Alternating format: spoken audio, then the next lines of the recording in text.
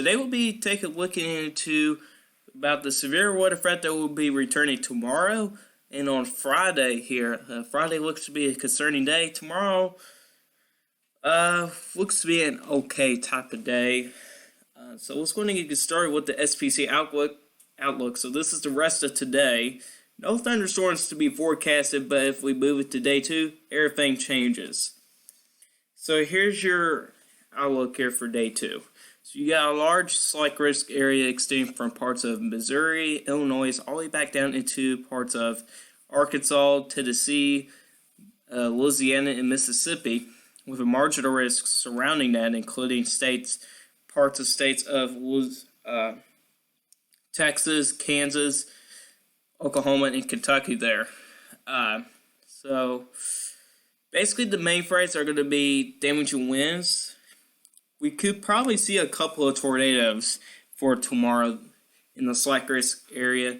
Large hail, your best threat for large hail should be south, more like into Louisiana, Mississippi, and Texas there, where you got some of the higher K values. But most of your shear is actually going to be in the north side. So at this point, we do have shear pretty much between about 800 to 1,000 for some areas. So you can see here, tornado risk and wind is going to be both a slight risk, and hail is going to be staying marginal. Day 3, severe weather threat should start to diminish. Could see maybe a marginal risk on the Gulf Coast there. So day 4, potential too low. Basically, we get to day 5, which is Friday.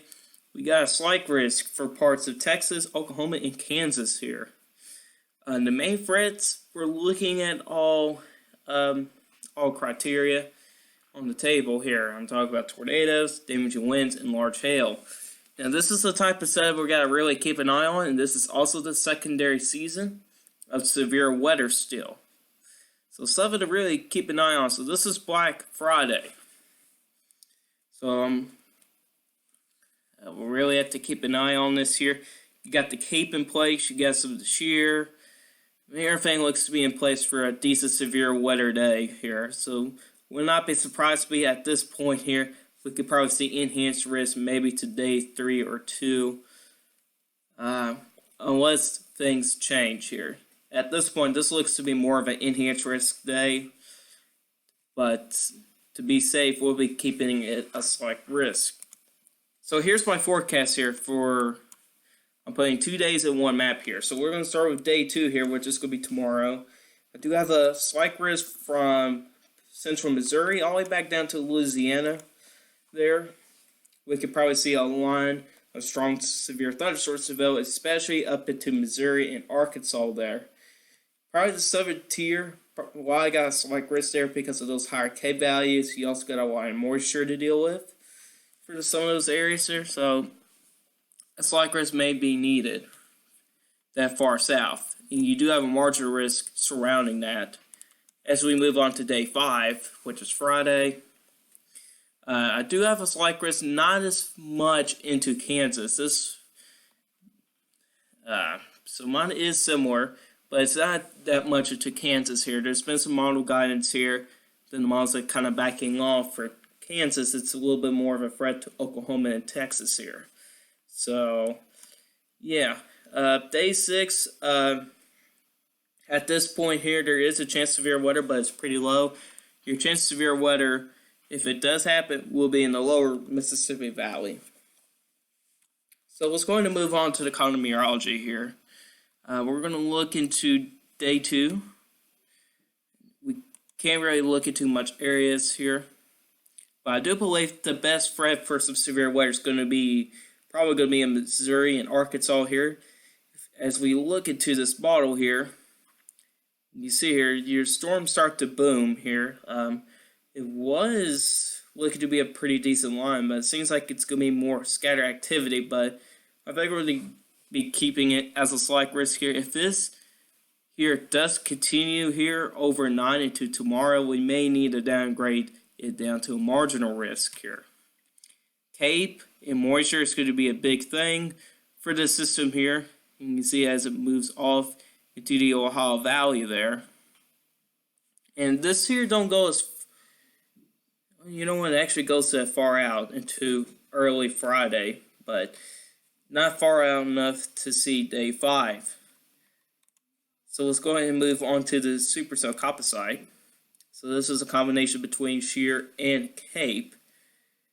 So you can see here, we do have some decent values here. It was a little bit widespread, now it's just getting a little bit more scattered at this point here. So we actually do have a 5 up in Missouri here. The equinox is not that high. You can also tell the cape is very low. Well, not really low, but 560. But since we're in November, that's good enough for some severe weather threat. You can see the shear here, it's actually pretty high, up to 46 knots. So you really have to keep an eye with the shear with the system here. We can go back down to Arkansas. I could see another 5 there. Last forecast sounding we'll be looking into. And again, tornado threat, the cape is a little bit higher the further you go south. And I think that's where I'll be indicating probably the best tornado threat is more than likely going to be in Arkansas here.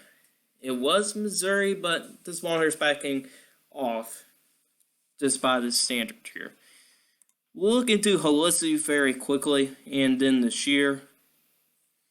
You see the helicity is just pretty off the chart here. You got over 500, so plenty of helicity to deal with. Now let's look into the cape here, which is going to be the big story here. So you can see here the cape is pretty widespread here. So this is Tuesday night. We do have pockets of 1,000 for most areas here, but if you're a little over 500, you probably will have a chance of severe weather. But if you're under that, if you're like in this area here, the chances for severe weather looks to be lower. You know what? It does start to increase over into Illinois here.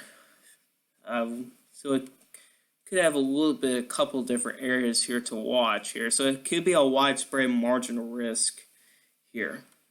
And let's go ahead and look into those dew points here.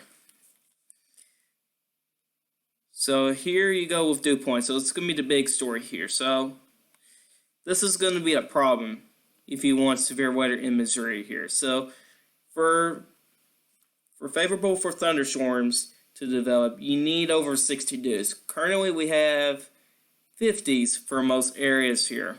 And you can see here the lifted index here is -4, which is good for some severe weather. So if these 60 dews can reach to this -4 area, you could probably have a chance for probably a severe thunderstorm that could have some rotation with it. So that's it with day 2. So let's move on to the GFS here, which is still on the 12Z run. You know what? That's the wrong view. Let's go into the Southern Great Plains here. Let's see if we can load. And we're going to look into the sim reflectivity here. So this is basically the feature track of things. Common meteorology is usually a little bit slower, so it may take some time. So here's basically your future radar here. So we're starting to get into Thursday night here. And here's the day on Friday. Looks like you got some pretty good thunderstorms in Texas, into Oklahoma, and looks to be into Arkansas there. As you can tell there, you can see it may be a little cluster. There are storms there. And you can see here the threat may try to continue here, and the front does slow down. You can see here that could be some strong severe thunderstorms for Mississippi and Alabama. There is some indication that this may go north here. If you can see off the screen here, you do see some higher amounts up into Kentucky there. So they probably have a chance for some strong thunderstorms up there. Let's look into those dew points though. We'll take a look at the jet stream and the vorticity. We're going to be looking into most of the ingredients for day 5 because it's looking to be a pretty concerning day. But the trend here for severe weather threats has been going down slowly. Slowly. So here's day 2 here. You got high 60 dews there. in Louisiana. You can see here that warm front starts to pass here. So here's your severe weather threat timing here. So you got 60 degrees all the way up into Kansas here. So this is kind of where I have it as far up as I highlighted here. You can see with the lifting index here, you got up to 5 or even 6 down in Texas here. You got 70s pretty far south. I'm sure the temperatures are going to be in probably near 80 degrees down there, while up here it's probably going to be 60s to 70s up in Oklahoma. Here's the surface space vorticity here. So here you go. Now I don't want a vorticity to talk about surface space based on, if you can see here. But if we go ahead and go up to the jet stream here, I do believe it looks a little bit intense. I do believe I haven't really checked on the jet stream. We'll look into the vorticity on 500 millibars. They will look into some other ingredients like the supercell composite.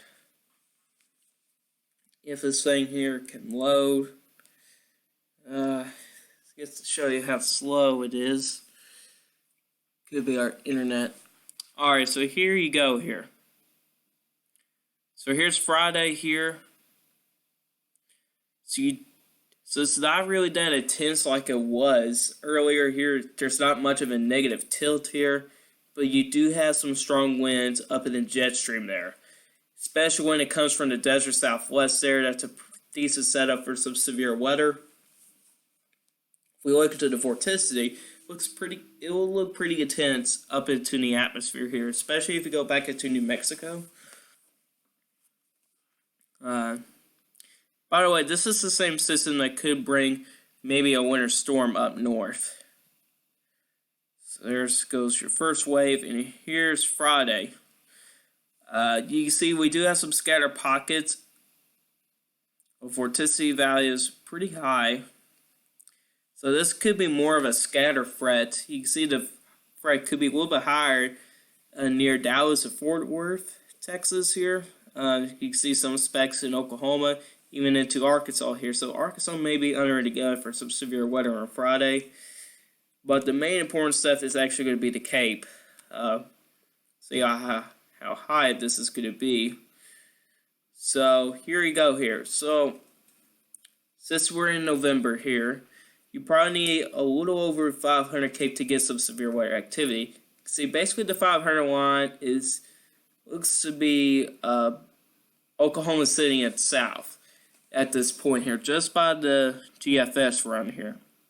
As you get down to Texas here, you got some really decent values up to 1,500 Cape, which is enough for some severe weather. We'll look into the helicity as well.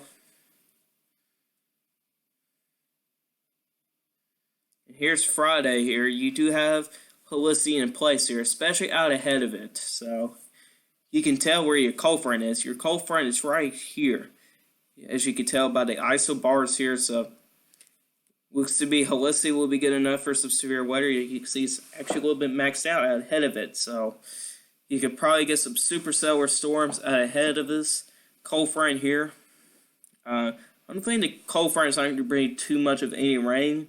Probably a lot of scattered showers and thunderstorms probably is, because it does bring in a lot of dry air for New Mexico. So we'll see a strong cold front indeed. So the last thing we'll be taking a look into before we end this video is the supercell composite here. Now I've seen from the GFS from one run was in the reds. Now I do believe that's gone. See what it indicates here. Yeah, not that high in amounts, but you can see here you got some dark greens here. That's kind of more marginal risk. When you get to yellow, it's a slight. Then you get to the orange, that's more of an enhanced area here for supercells. So we'll look into the highest area.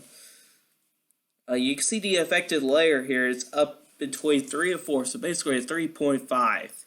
So you can see here by these values here, it seems like if there's a tornado in the area, there's probably a good chance for an EF2, possibly, and that's near the hatch.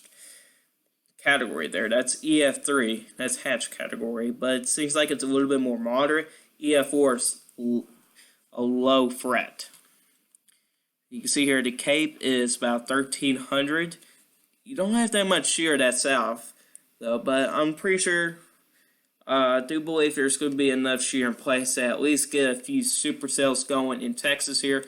So Texas, and probably Oklahoma as well. You really need to keep an eye on the system here, where you can probably see some. So, yeah, kind of lost my words there, but so yeah, guys, that's all right for you guys today. Hopefully you enjoyed this severe weather update. If you do all like this video, hit that like button. If you do like my channel, hit the subscribe button. Hit the bell notification if you miss an upload.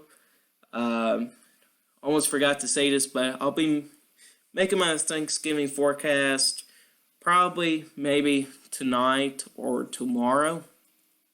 School work sort of been putting me back, so yeah, guys. I'll see you guys in the next video. Goodbye.